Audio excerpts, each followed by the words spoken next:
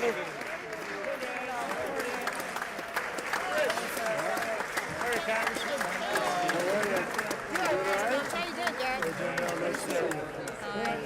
Good, good. So good. Oh my God.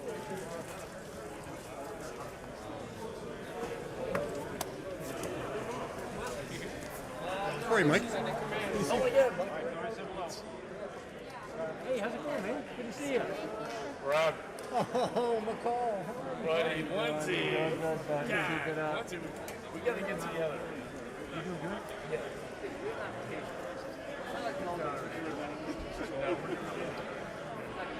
You would not have made it. Right. Yeah.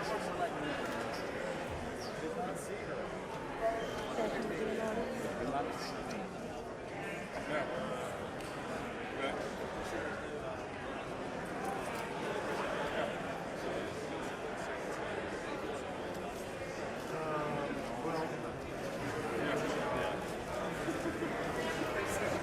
Is he going to do joint session? Will come to. Well, Anthony. How are you, man? Good to see you. I'm doing great. keep in touch. Well, yeah, let's go. Okay, so those are your.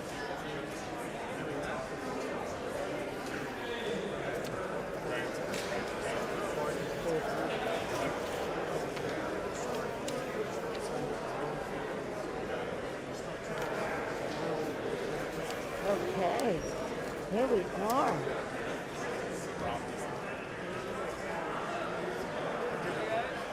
We have mem-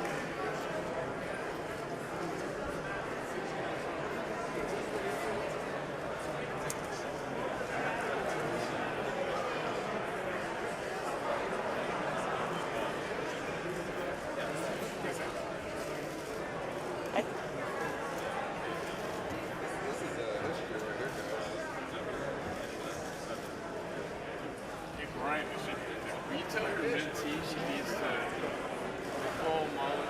This is get her seat. I know.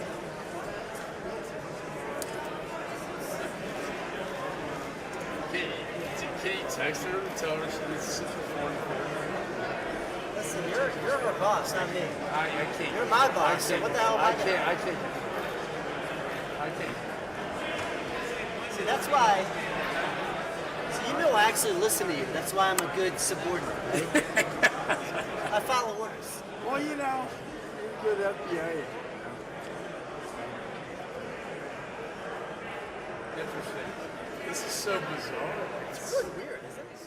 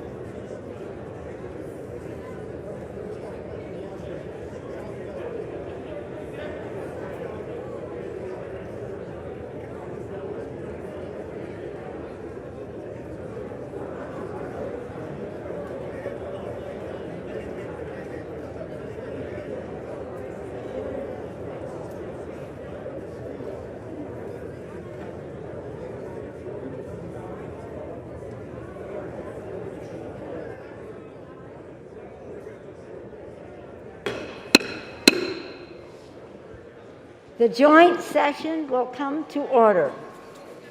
The chair appoints as members of the committee on the part of the House to escort the President of the United States into the chamber: the gentleman from Maryland, Mr. Hoyer; the gentleman from South Carolina, Mr. Clyburn; the gentlewoman from Massachusetts, Ms. Clark; the gentleman from New York, Mr. Jeffries; the gentleman from California, Mr. Aguilar; the gentlewoman from Delaware, Ms. Blunt Rochester; the gentleman from California, Mr. McCarthy; the gentlewoman from Wyoming, Ms. Cheney; the gentleman from Oklahoma, Mr. Cole; the gentleman from Texas, Mr. Brady; the gentleman from Utah, Mr. Owens; and the gentlewoman from Iowa, Mrs. Miller Meeks.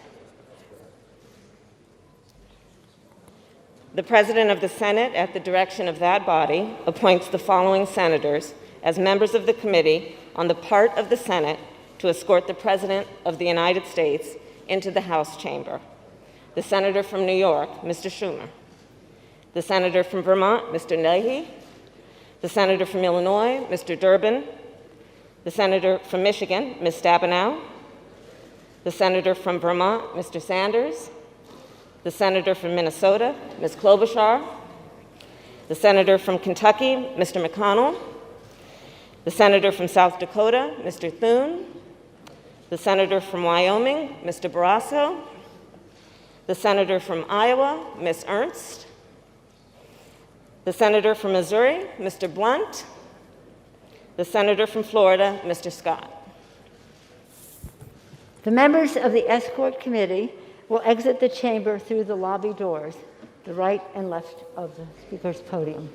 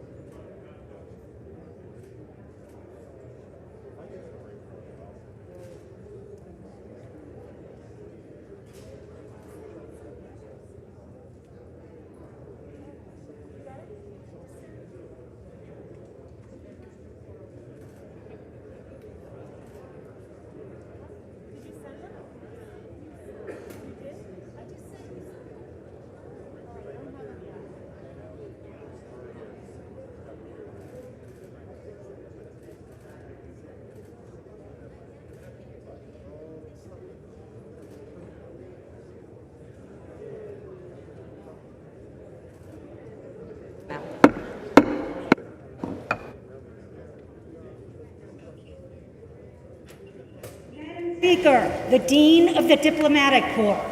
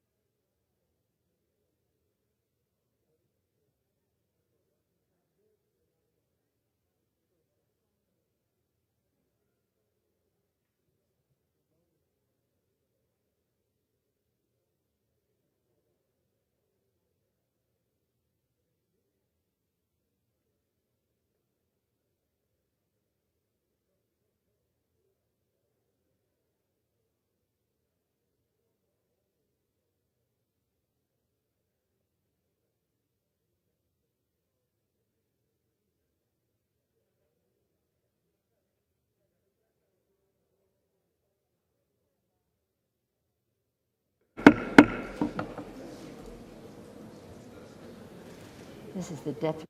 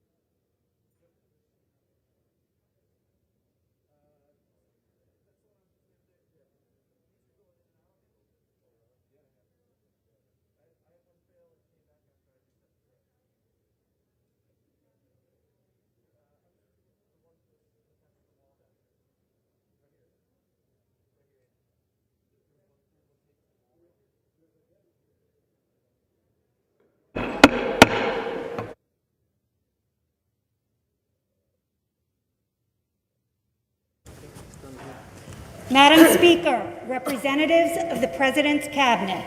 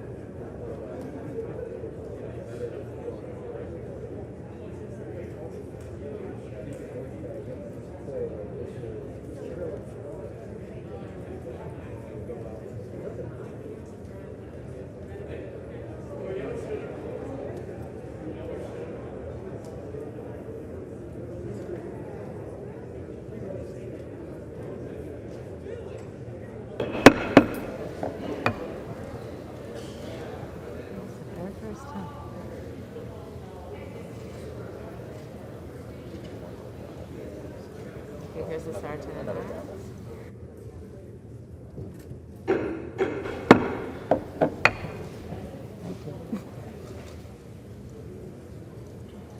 Madam Speaker, the President of the United States.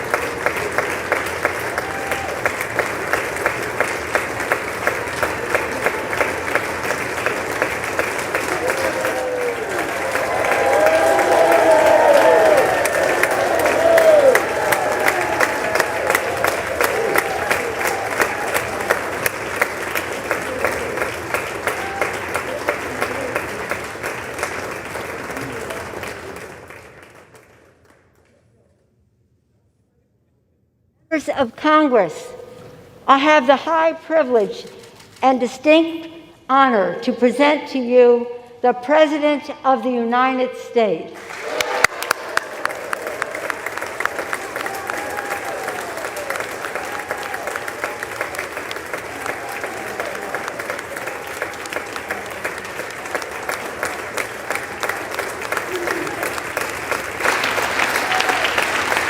Thank you, thank you, thank you. Good to be back.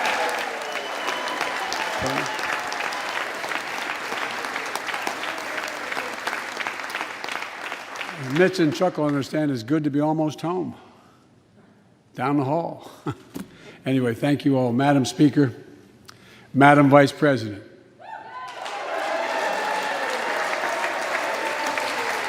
No president has ever said those words from this podium. No president has ever said those words, and it's about time.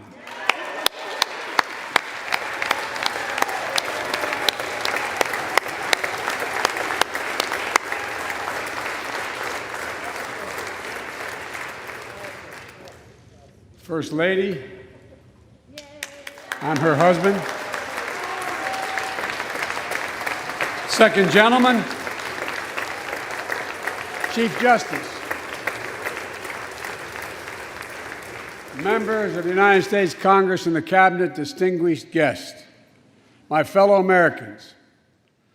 While the setting tonight is familiar, this gathering is just a little bit different. A reminder of the extraordinary times we're in.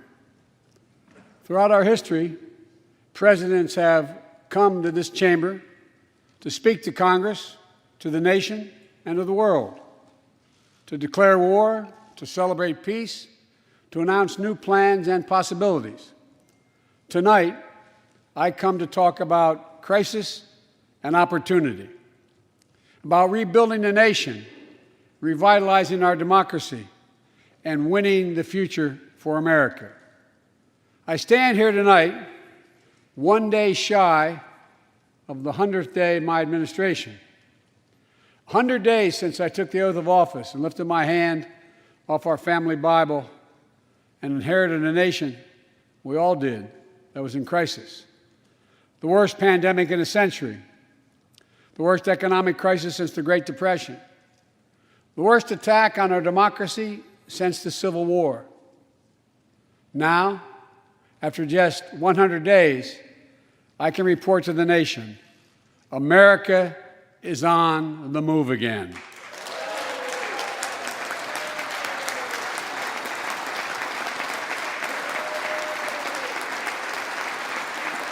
Turning peril into possibility, crisis to opportunity, setbacks into strength. We all know life can knock us down, but in America, we never, ever, ever stay down. Americans always get up. Today, that's what we're doing. America's rising anew, choosing hope over fear, truth over lies, and light over darkness. After 100 days of rescue and renewal, America is ready for a takeoff, in my view. We're working again, dreaming again, discovering again, and leading the world again. We have shown each other and the world that there's no quit in America, none. 100 days ago, America's house was on fire. We had to act. And thanks to the extraordinary leadership of Speaker Pelosi, Majority Leader Schumer, and the overwhelming support of the American people, Democrats, Independents, and Republicans, we did act. Together, we passed the American Rescue Plan, one of the most consequential rescue packages in American history. We're already seeing the results.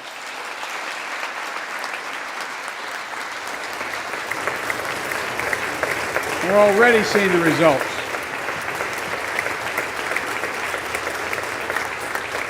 After I promised we'd get 100 million COVID-19 vaccine shots into people's arms in 100 days, we will have provided over 220 million COVID shots in those 100 days.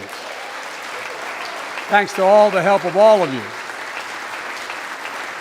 We're marshaling, with your help, everyone's help, we're marshaling every federal resource. We've gotten vaccines to nearly 40,000 pharmacies and over 700 community health centers where the poorest of the poor can be reached. We're setting up community vaccination sites, developing mobile units to get to hard-to-reach communities. Today, 90% of Americans now live within 5 miles of a vaccination site. Everyone over the age of 16, everyone is now eligible to get vaccinated right now, right away. Go get vaccinated, America. Go and get the vaccination. They're available. You're eligible now.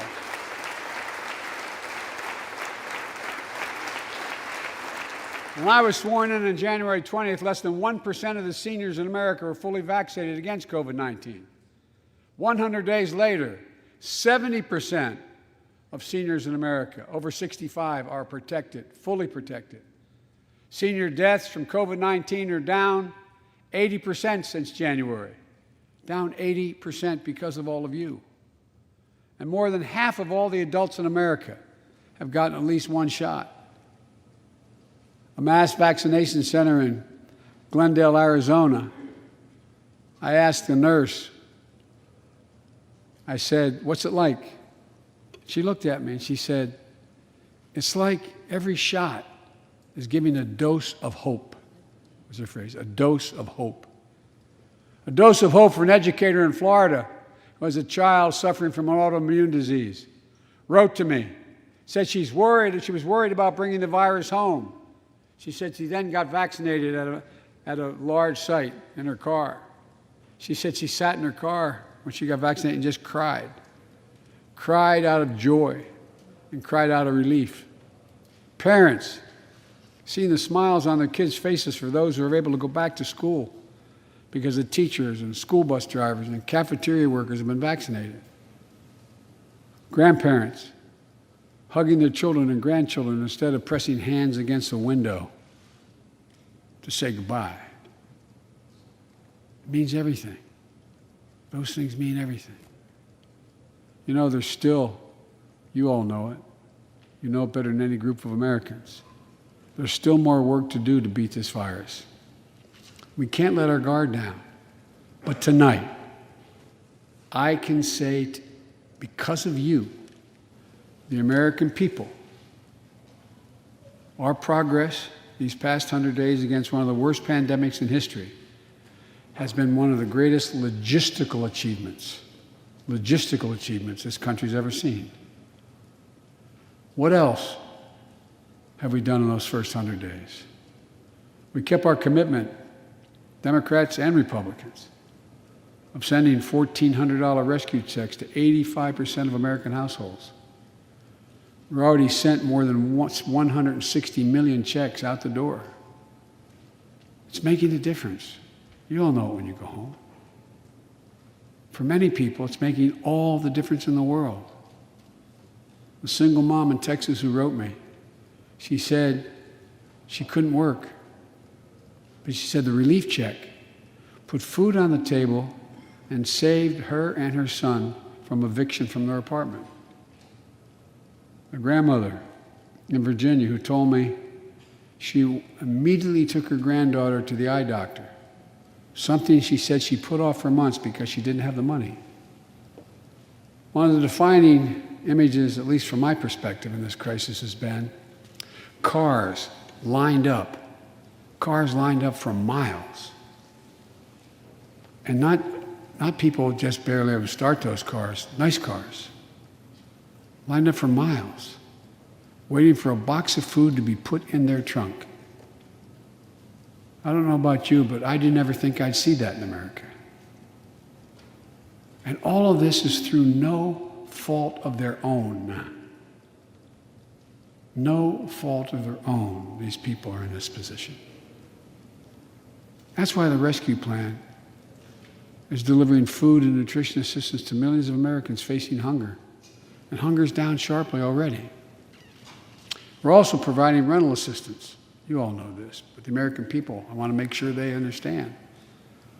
Keeping people from being evicted from their homes. Providing loans to small businesses that reopen and keep their employees on the job. During these 100 days, an additional 800,000 Americans enrolled in the Affordable Care Act when I established a special sign-up period to do that. 800,000 in that period. We're making one of the largest one-time ever investments, ever, in improving health care for veterans. Critical investments to address the opioid crisis. And maybe most importantly, thanks to the American Rescue Plan, we're on track to cut child poverty in America in half this year.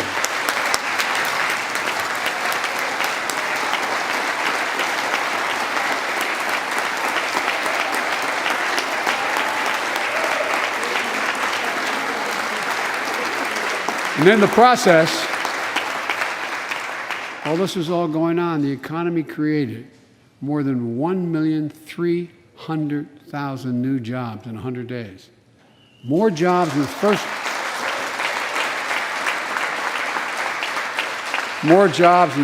100 days than any president on record. The International Monetary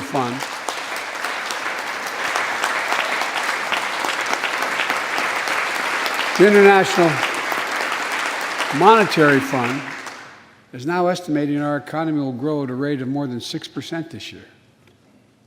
That will be the fastest pace of economic growth in this country in nearly 4 decades.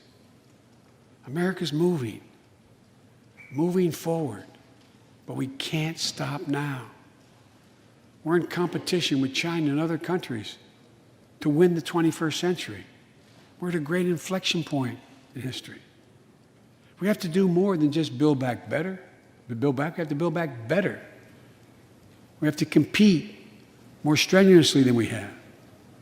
Throughout our history, if you think about it, public investment in infrastructure has literally transformed America, our attitudes as well as our opportunities. The Transcontinental Railroad, the interstate highways, united 2 oceans and brought a totally new age of progress to the United States of America. Universal public schools and college aid opened wide the doors of opportunity. Scientific breakthroughs took us to the moon. Now we're on Mars. Discovering vaccines gave us the internet, and so much more. These are investments we made together as one country, and investments that only the government was in a position to make. Time and again, they propel us into the future. That's why I proposed the American Jobs Plan, a once-in-a-generation investment in America itself, This is the largest jobs plan since World War II. Creates jobs to upgrade our transportation infrastructure.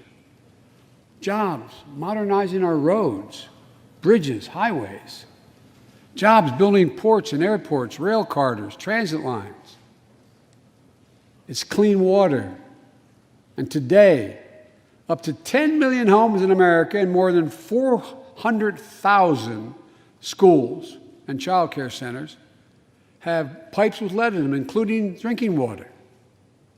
A clear and present danger to our children's health. American Jobs Plan creates jobs replacing 100% of the nation's lead pipes and service lines so every American can drink clean water.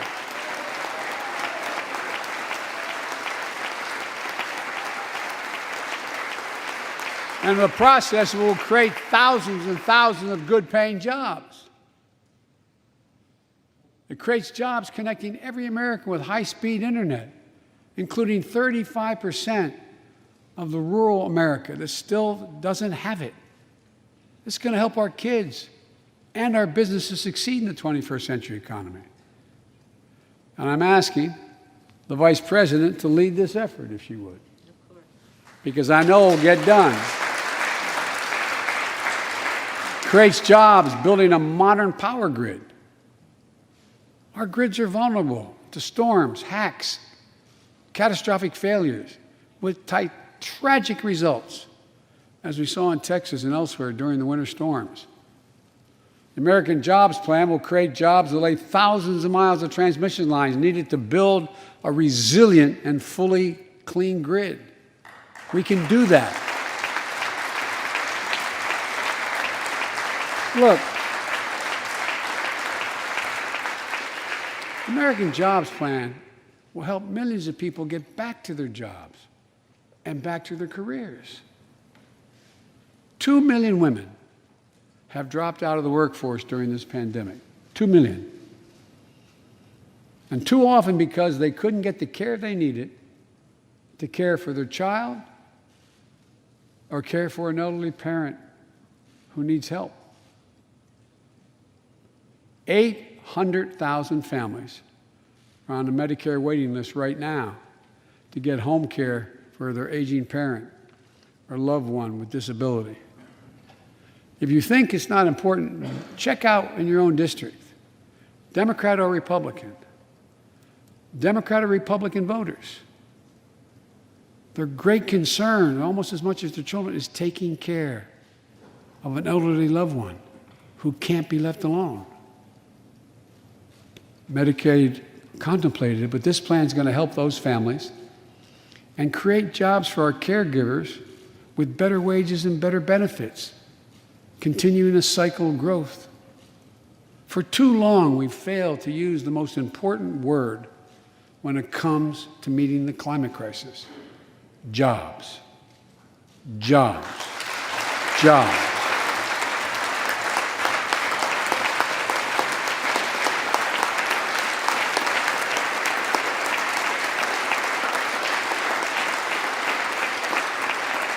For me, when I think climate change, I think jobs.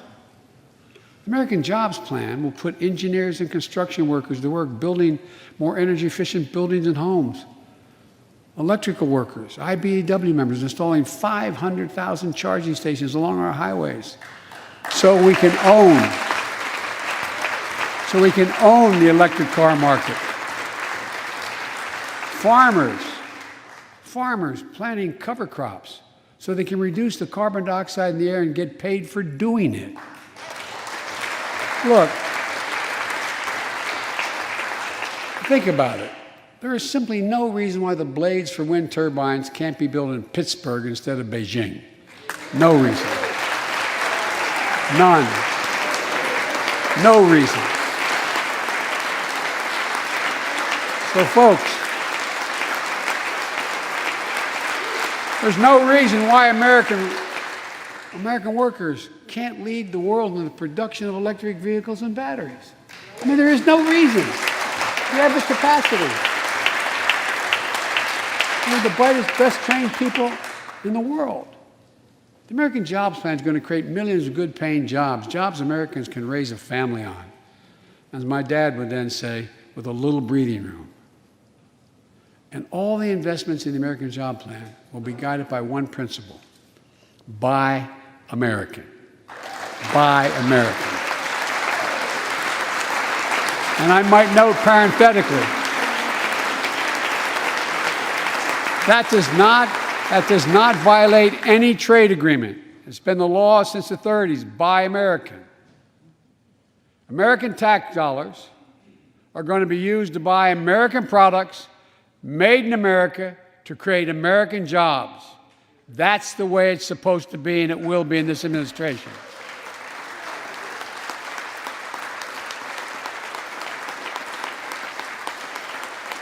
And I made it clear to all my cabinet people, their ability to give exemptions has been strenuously limited. It will be American products. Now, I know some of you at home are wondering whether these jobs are for you.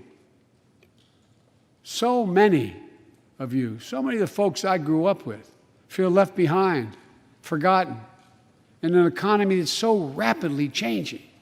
It's frightening. I want to speak directly to you, because you think about it.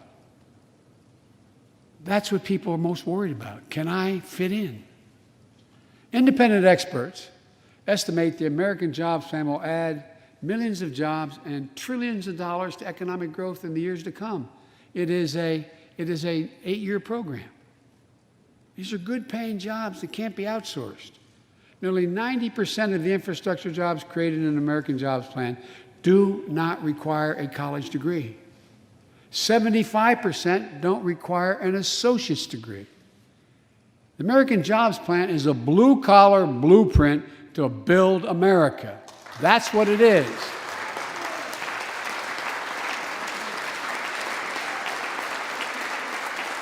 And it recognizes something I've always said in this chamber and the other. Good guys and women on Wall Street, but Wall Street didn't build this country. The middle class built the country, and unions built the middle class. So that's why I'm calling on Congress to pass Protect the Right to Organize Act, the PRO Act, and send it to my desk so we can support the right to unionize. And by the way, while you're thinking about sending things to my desk, let's raise the minimum wage to $15. No one working 40 hours a week, no one working 40 hours a week should live below the poverty line. We need to ensure greater equity and opportunity for women. And while we're doing this, let's get the Paycheck Fairness Act to my desk as well, equal pay. It's been much too long. And if you wonder whether it's too long, look behind me. And finally, the American Jobs Plan will be the biggest increase in non-defense research and development on record. We'll see more technological change, and some of you know more about this than I do. We'll see more technological change in the next 10 years than we saw in the last 50. That's how rapidly artificial intelligence and so much more is changing. And we're falling behind the competition with the rest of the world. Decades ago, we used to invest 2% of our gross domestic product in America, 2% of our gross domestic product in research and development. Today, Mr. Secretary, that's less than 1%. China and other countries are closing in fast. We have to develop and dominate the products and technologies of the future. Advanced batteries, biotechnology, computer chips, clean energy. The Secretary of Defense can tell you, and those of you who work on national security issues know, the Defense Department has an agency called DARPA, the Defense Advanced Research Project Agency. that people who set up before I came here, and that's been a long time ago, to develop breakthroughs that enhance our national security. That's their only job. And it's a semi-separate agency. It's under the Defense Department. It's led to everything from the discovery of the internet to GPS and so much more that's enhanced our security. The National Institute of Health, the NIH, I believe, should create a similar advanced research projects agency for health. And here's what it would do. It would have a singular purpose: to develop breakthroughs to prevent, detect, and treat diseases like Alzheimer's, diabetes, and cancer. I'll still never forget when we passed the cancer proposal the last year as vice president. Almost $9 million going to NIH. And if you excuse the point of personal privilege, I'll never forget you standing, Mitch, and saying, "Name it after my deceased son." It meant a lot. But so many of us have deceased sons, daughters, and relatives who died of cancer. I can think of no more worthy investment. I know of nothing that is more bipartisan. So let's end cancer as we know it. It's within our power. It's within our power to do it.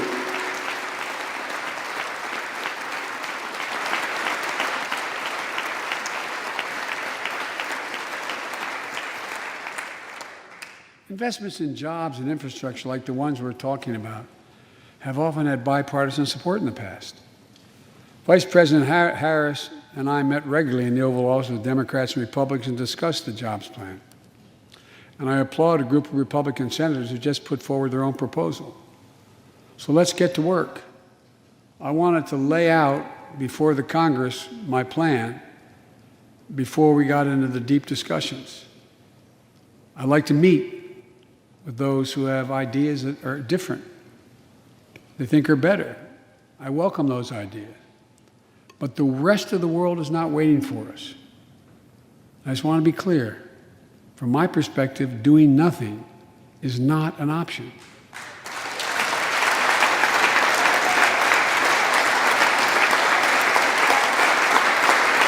Look, we can't be so busy competing with one another that we forget the competition that we have with the rest of the world to win the 21st century. Secretary Blinken can tell you, I spent a lot of time with President Xi. Traveled over 17,000 miles with him. Spent, they tell me, over 24 hours in private discussions with him. When he called to congratulate him, we had a 2-hour discussion. He's deadly earnest about becoming the most significant, consequential nation in the world. He and others, autocrats, think that democracy can't compete in the 21st century with autocracies because it takes too long to get consensus. To win that competition for the future, in my view, we also need to make a once-in-a-generation investment in our families and our children.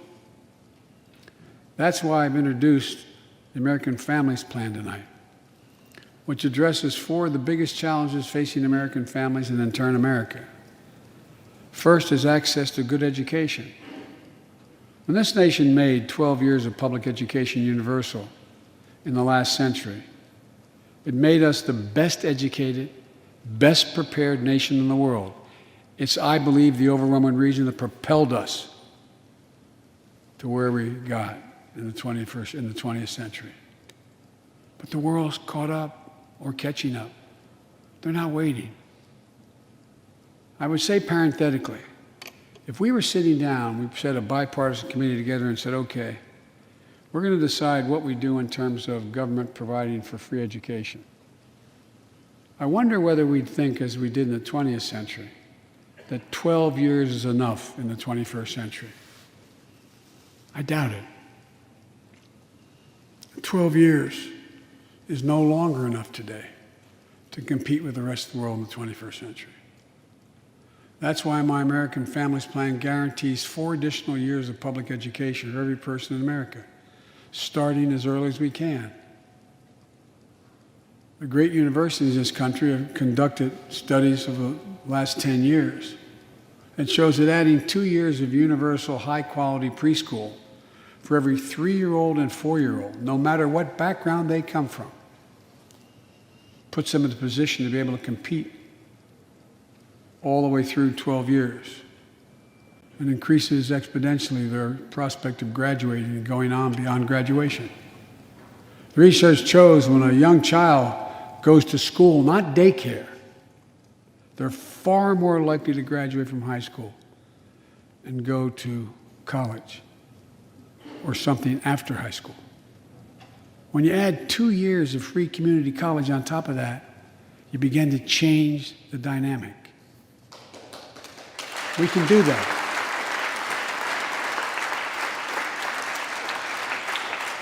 And we'll increase Pell Grants and invest in historical black colleges and universities, tribal colleges, minority-serving institutions. The reason is they don't have the endowments. But their students are just as capable of learning about cybersecurity, just as capable of learning about metallurgy, all the things that are going on that provide those jobs of the future. Jill is a community college professor who teaches today as First Lady. She's long said,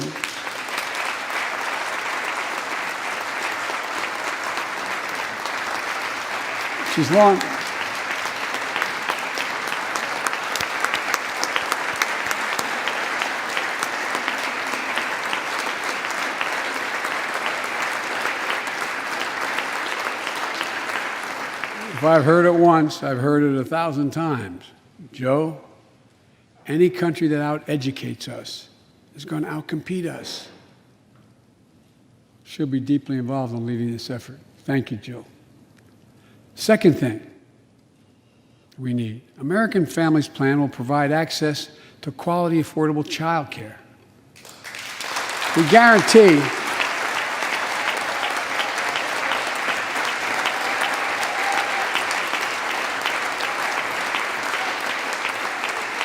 when I'm proposing the legislation, we guarantee that low and middle income families will pay no more than 7% of their income for high-quality care for children up to the age of 5. The most hard-pressed working families won't have to spend a dime.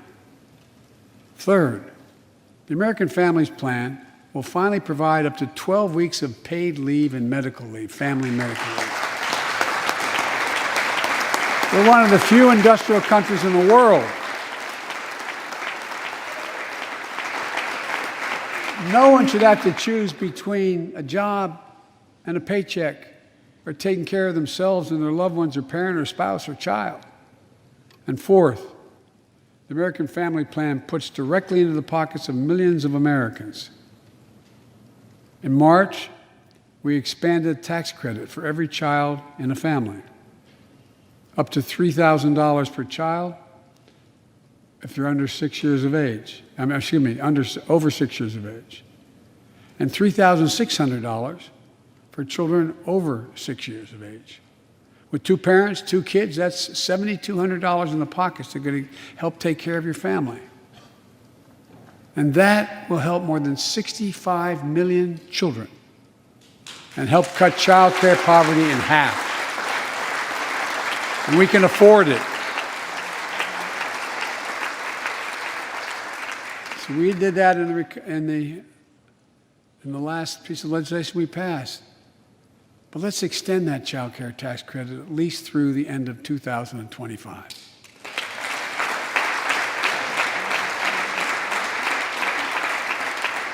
The American Rescue Plan lowered health care premiums for 9 million Americans who buy their coverage under the Affordable Care Act. I know that's really popular this side of the aisle. But let's make that provision permanent so their premiums don't go back up.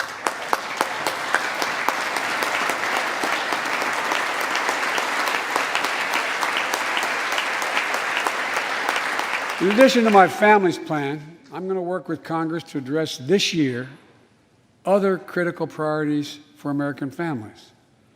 The Affordable Care Act has been a lifeline for millions of Americans, protecting people with pre-existing conditions, protecting women's health, and the pandemic has demonstrated how badly it's needed. Let's lower deductibles for working families on the Affordable Care Act. And let's lower prescription drug costs. We know how to do this.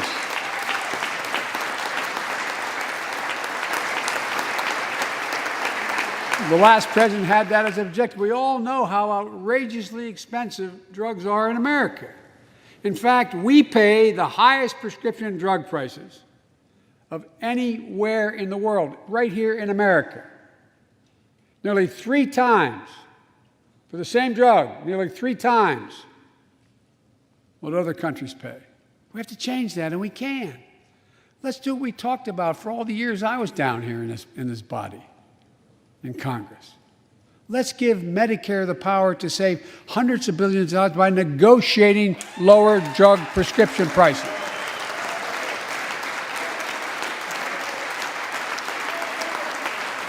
And by the way, it won't just help people on Medicare. Lower prescription drug costs for everyone. And the money we save, which is billions of dollars, can go to strengthen the Affordable Care Act and expand Medicare coverage benefits without costing taxpayers an additional penny. It's within our power to do it. Let's do it now.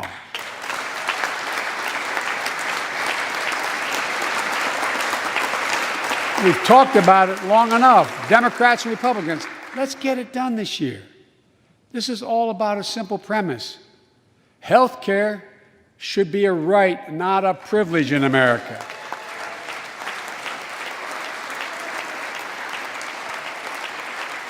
So, how do we pay for my jobs and family plan? I made it clear we can do it without increasing the deficits. Let's start with what I will not do. I will not impose any tax increase on people making less than $400,000. But it's time for corporate America and the wealthiest 1% of Americans to just begin to pay their fair share. Just their fair share.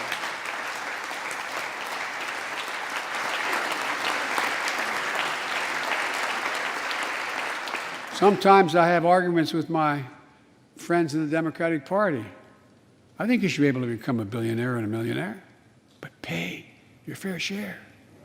A recent study shows that 55 of the nation's biggest corporations paid 0 federal tax last year. Those 55 corporations made in excess of $40 billion in profit. A lot of companies also evade taxes through tax havens in Switzerland and Bermuda and the Cayman Islands. And they benefit from tax loopholes and deductions for offshoring jobs and shifting profits overseas. It's not right. We're going to reform corporate taxes so they pay their fair share and help pay for the public investments their businesses will benefit from as well.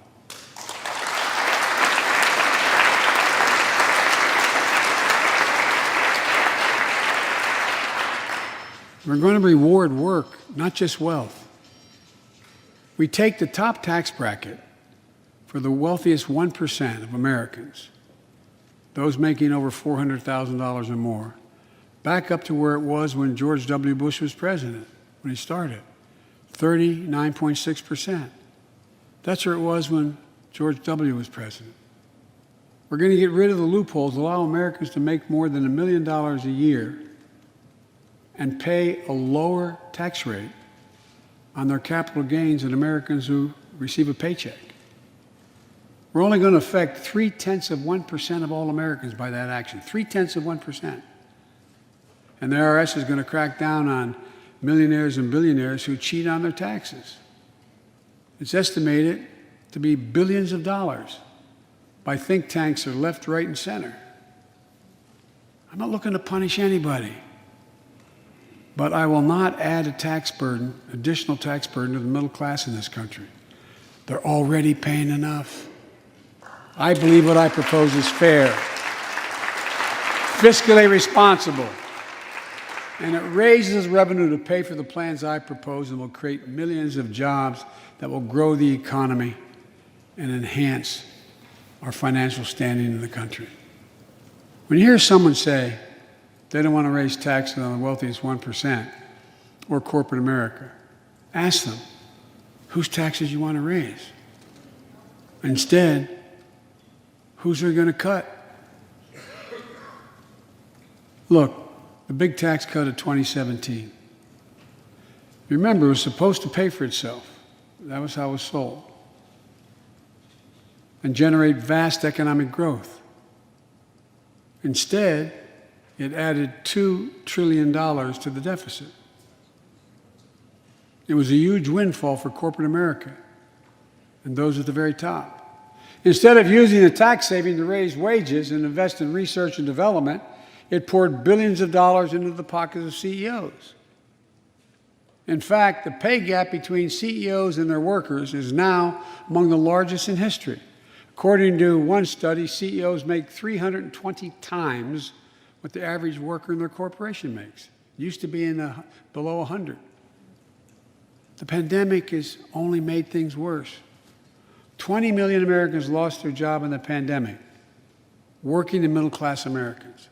At the same time, roughly 650 billionaires in America saw their net worth increase by more than $1 trillion in the same exact period. Let me say it again. 650 people increased their wealth by more than $1 trillion during this pandemic. And they're now worth more than $4 trillion. My fellow Americans, trickle down. Trickle down economics has never worked. And it's time to grow the economy from the bottom and the middle out.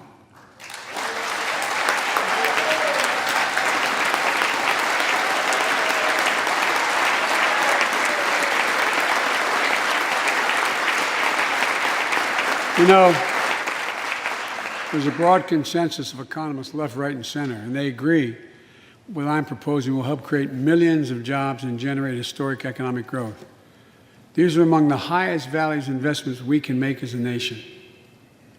I've often said our greatest strength is the power of our example, not just the example of our power. In my conversations with world leaders, and I've spoken to over 38, 40 of them now, I've made it known that America's back. And you know what they say? The comment I hear most of all from them? So they say, we see America's back, but for how long? But for how long?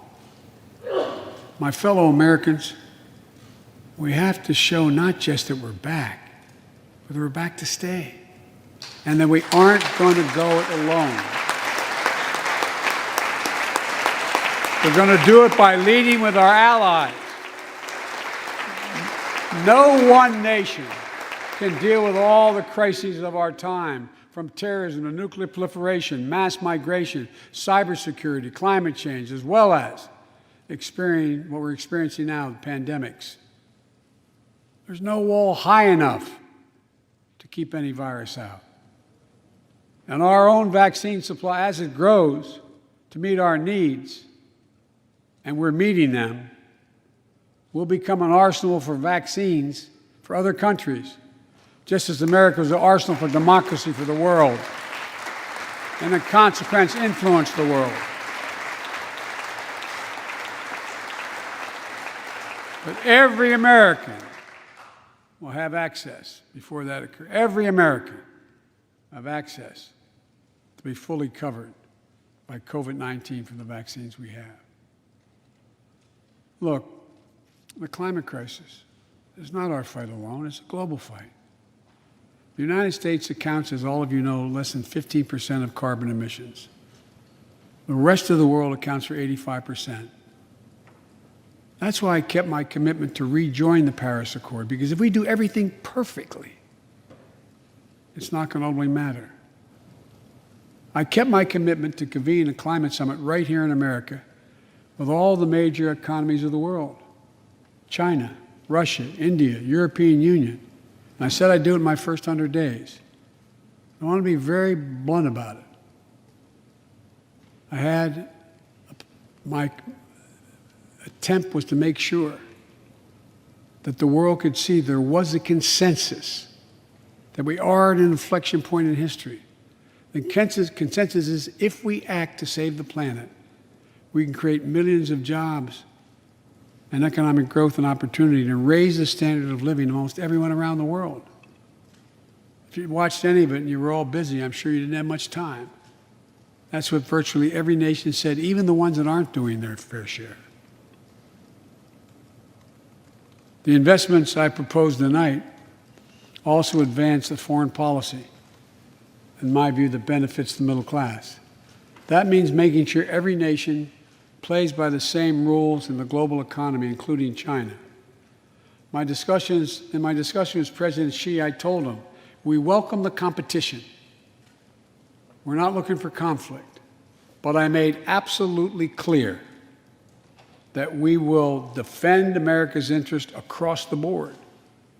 America will stand up to unfair trade practices that undercut American workers and American industries, like subsidies from state to state-owned operations and enterprises, and the theft of American technology and intellectual property.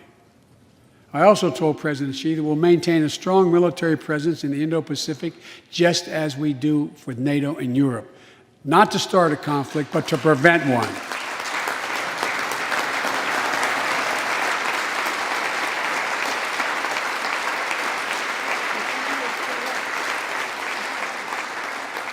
I told them what I've said to many world leaders, that America will not back away from our commitments, our commitment to human rights and fundamental freedoms, and to our alliances.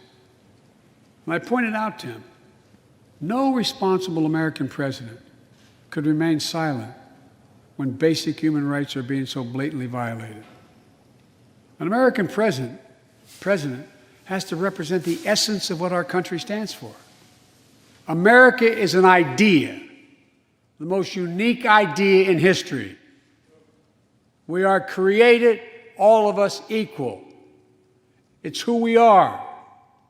And we cannot walk away from that principle and, in fact, say we're dealing with the American idea. With regard to Russia, I know it concerns some of you, but I made very clear to Putin that we're not going to seek escalation, but their actions will have consequences if they turn out to be true, and they turned out to be true. So I responded directly and proportionately to Russia's interference in our elections and the cyber attacks on our government and our business. They did both of these things, and I told them we would respond, and we have. But we can also cooperate when it's our mutual interest. We did it when we extended the New START Treaty on nuclear arms, and we're working to do it on climate change. But he understands we will respond. On Iran and North Korea, nuclear programs that present serious threats to American security and the security of the world. We're going to be working closely with our allies to address the threats posed by both of these countries through diplomacy as well as stern deterrence. And American leadership means ending the forever war in Afghanistan. We have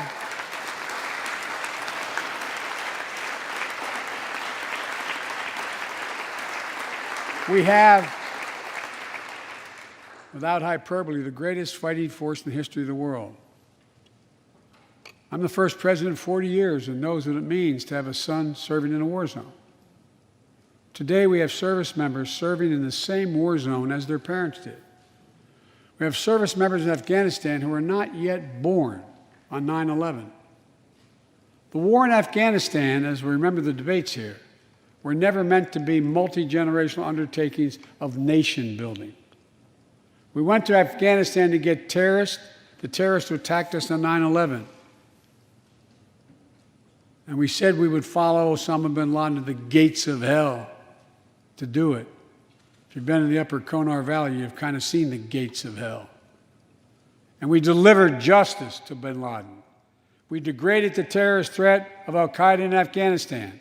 And after 20 years of valor, and sacrifice, it's time to bring those troops home. Look,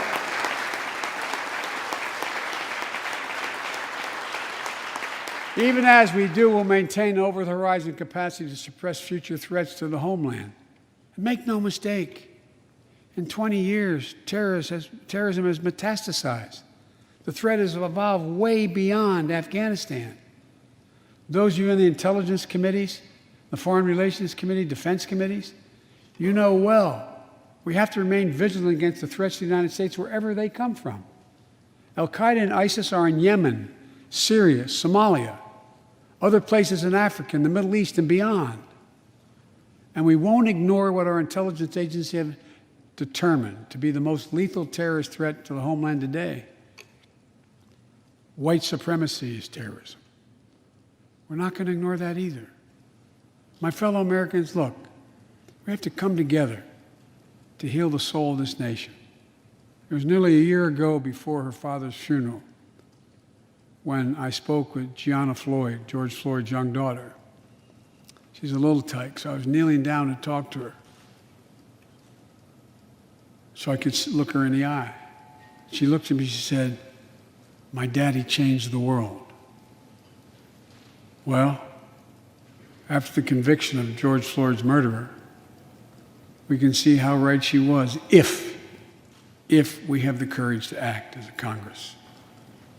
We've all seen the knee of injustice on the neck of Black Americans. Now's our opportunity to make some real progress. The vast majority of men and women wearing a uniform and a badge serve our communities, and they serve them honorably. I know them. I know they want.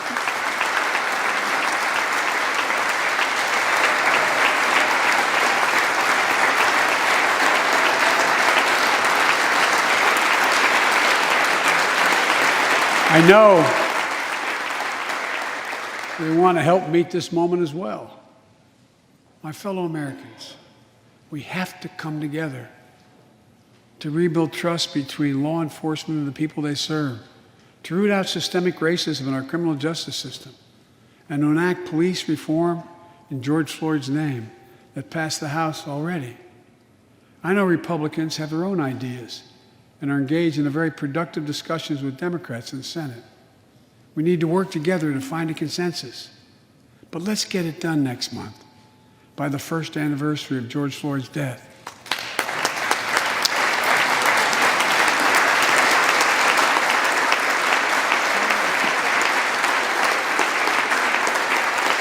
The country supports this reform, and Congress should act.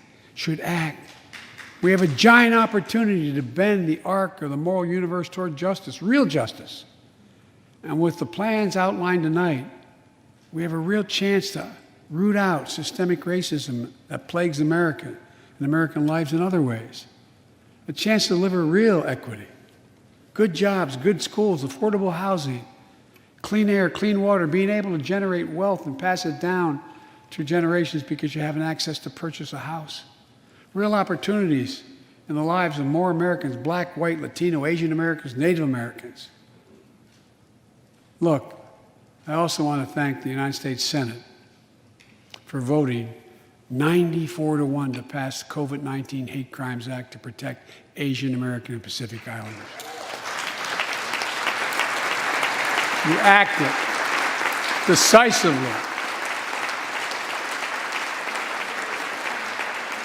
You can see on television the viciousness of the hate crimes we've seen over the past year and for too long.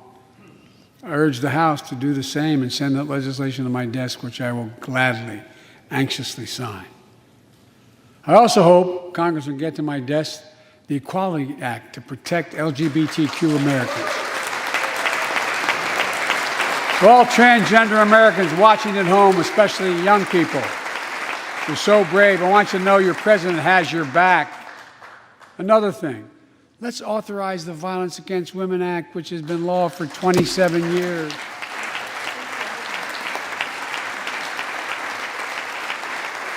27 years ago, I wrote it. It'll close the act that has to be authorized now, will close the boyfriend loophole to keep guns out of the hands of abusers. The court order said this is an abuser. You can't own a gun. It's to close that loophole that existed. You know, it's estimated that 50 women are shot and killed by an intimate partner every month in America. 50 a month. Let's pass it and save some lives.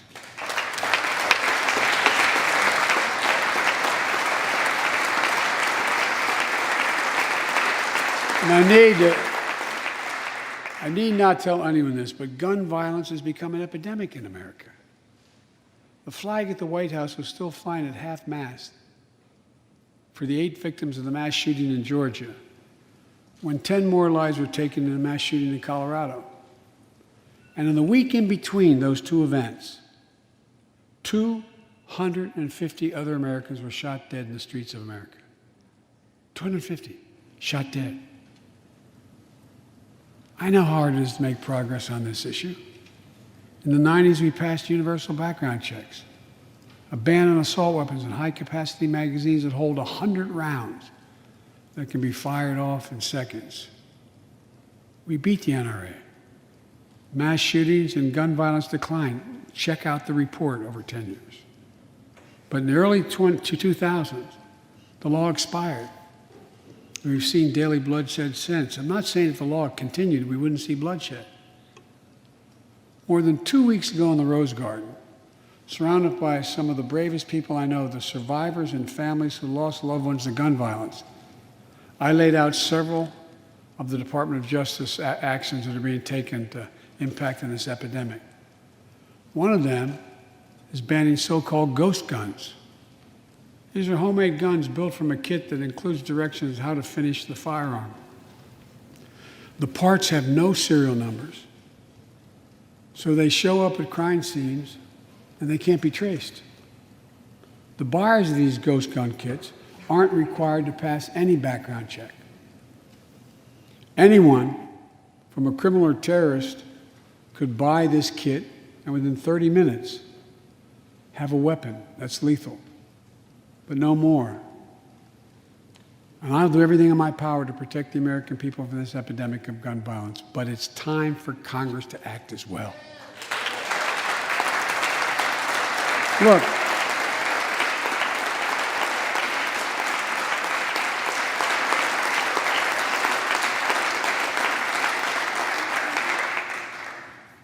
I don't want to become confrontational, but we need more Senate Republicans to join the overwhelming majority of Democratic colleagues and close the loopholes required in background check purchases of guns. We need a ban on assault weapons and high-capacity magazines. And don't tell me it can't be done. We did it before and it worked. Talk to most responsible gun owners and hunters. They'll tell you there's no possible justification for having 100 rounds in a weapon. What do you think, deer are wearing Kevlar vests? They'll tell you that there are too many people today who are able to buy a gun but shouldn't be able to buy a gun. These kinds of reasonable reforms have overwhelming support from the American people, including many gun owners. The country supports reform, and Congress should act. This shouldn't be a red or blue issue. And no amendment to the Constitution is absolute. You can't yell fire in a crowded theater. From the very beginning, there were certain guns, weapons, that could not be owned by Americans. Certain people could not own those weapons ever. We're not changing the Constitution. We're being reasonable. I think this is not a Democrat or Republican issue. I think it's an American issue. And here's what else we can do. Immigration has always been essential to America. Let's end our exhausting war over immigration. For more than 30 years, politicians have talked about immigration reform, and we've done nothing about it. It's time to fix it. On day one of my presidency, I kept my commitment and sent a comprehensive immigration bill to the United States Congress. If you believe we need to secure the border, pass it because it has a lot of money for high-tech border security. If you believe in a pathway to citizenship, pass it. There's over 11 million undocumented folks, the vast majority of here overstaying visas. Pass it. We can actually, if you actually want to solve a problem, I've sent a bill to take a close look at it. We also have to get at the root problem of why people are fleeing, particularly to our southern border from Guatemala, Honduras, and El Salvador. The violence, the corruption, the gangs, the political instability, hunger, hurricanes, earthquakes, natural disasters. When I was president, when I was vice president, the president asked me to focus on providing help needed to address the root causes of migration. And it helped keep people in their own countries instead of being forced to leave. The plan was working, but the last administration decided it was not worth it. I'm restoring the program and asked Vice President Harris to lead our diplomatic effort to take care of this. I have absolute confidence she'll get the job done. Now look, if you don't like my plan, let's at least pass what we all agree on. Congress needs to pass legislation this year to finally secure protection for dreamers. The young people have only known America as their home. And permanent protection for immigrants who are here on temporary protective status who came from countries beset by man-made and natural-made violence and disaster, as well as a pathway to citizenship for farm workers who put food on our tables. Look,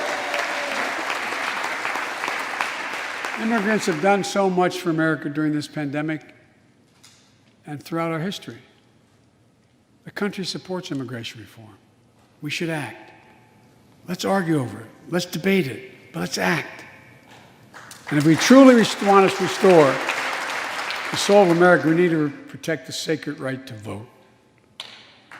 Most people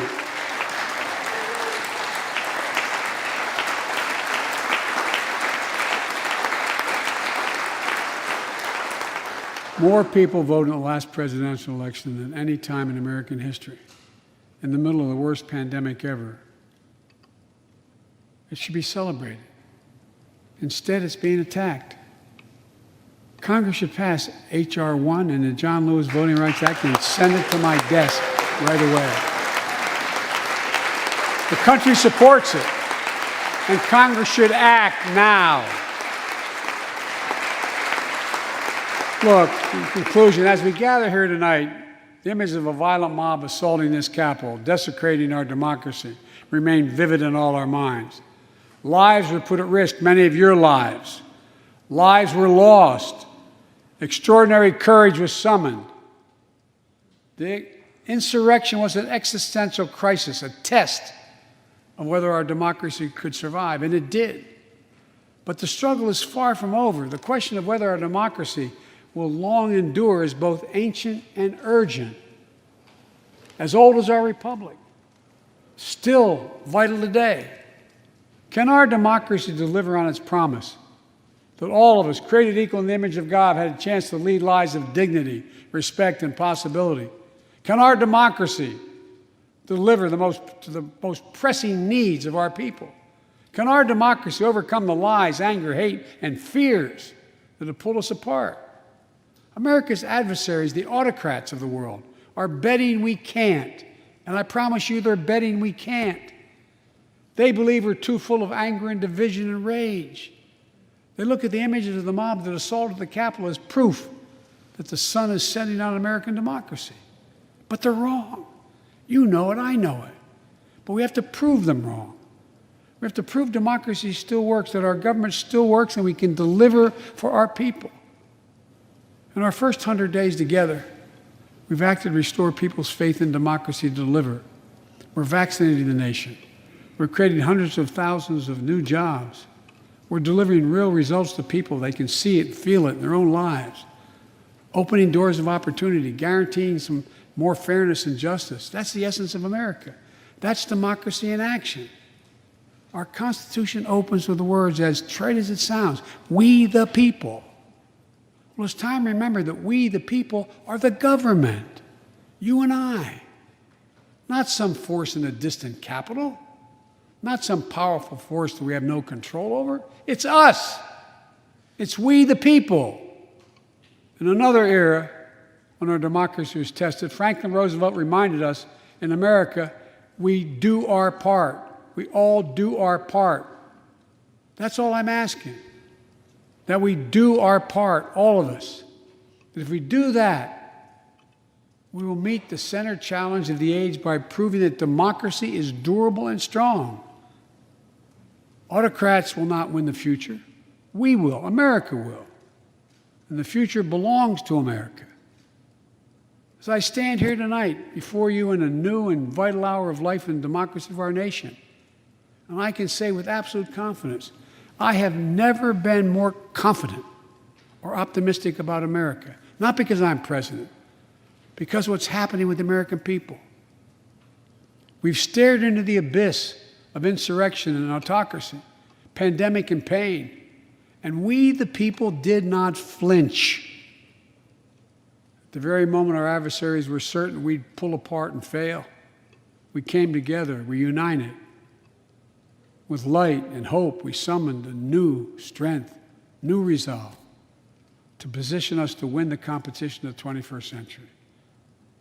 On our way to a union more perfect, more prosperous, and more just, as one people, one nation, and one America. Folks, as I told every world leader I've ever met with over the years, it's never, ever, ever been a good bet to bet against America, and it still isn't. We're the United States of America. There's not a single thing, nothing beyond our capacity. We can do whatever we set our minds to if we do it together. So let's begin to get together. God bless you all, and may God protect our troops. Thank you for your patience.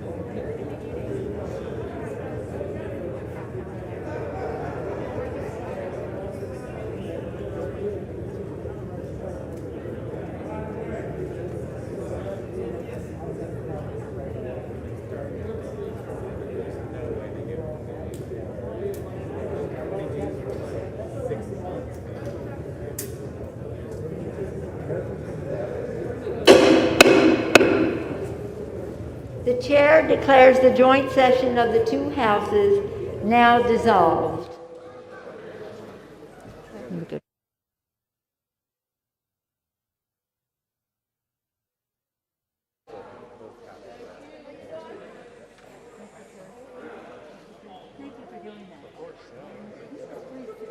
He was. He said, I think the president.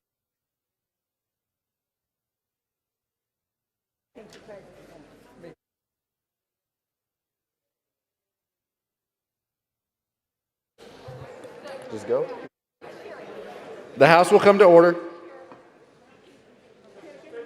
For what purpose does the gentleman from Maryland seek recognition? Mr. Speaker, I move that the message of the President be referred to the Committee of the Whole House on the State of the Union and order printed. Without objection.